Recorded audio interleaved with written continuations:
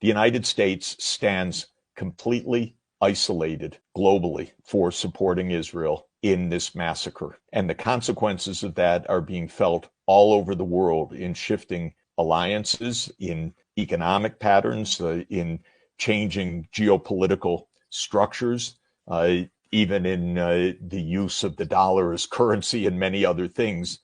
There is a massive, a seismic change of geopolitics underway in which the U.S. has chosen nearly total isolation in the world. And what's happening is the U.S., so contrary to being what Biden in his fantasy thinks that the world looks to the U.S. for leadership, the world looks at the U.S. aghast. The U.S. stands alone with Israel. Of course, the world's even more aghast at what Israel is doing because we haven't had the real-time video feed of mass slaughter quite this way before. Of course, we've had war in our living rooms, on our social media or television broadcasts, but the real-time slaughter, and as President Erdogan said, of hospitals and schools, I would add mosques, apartment buildings.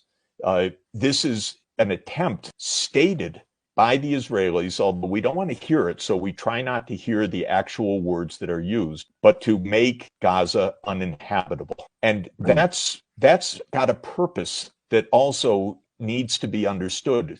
Israel is not fighting Hamas. Israel is fighting for a greater Israel, which is a kind of messianic biblical idea that now is in political ascendancy in Israel, that Israel has the right to control all of the area. It has the right to control the millions and millions of Palestinians because some zealots believe, and they are powerful right now. God said so in the book of Joshua sometime around the 5th century BC. And you can't really make this up because this is 21st century stuff and it's devastating. And this is what we're siding with. I don't think Americans really understand what is motivating the Israelis. I don't think Americans understand the risk of this war widening very significantly, very dangerously, and very fast. This is what we're up against. And unfortunately, we have a president who's not effectively a president. I don't know what he is, but it's the worst foreign policy imaginable.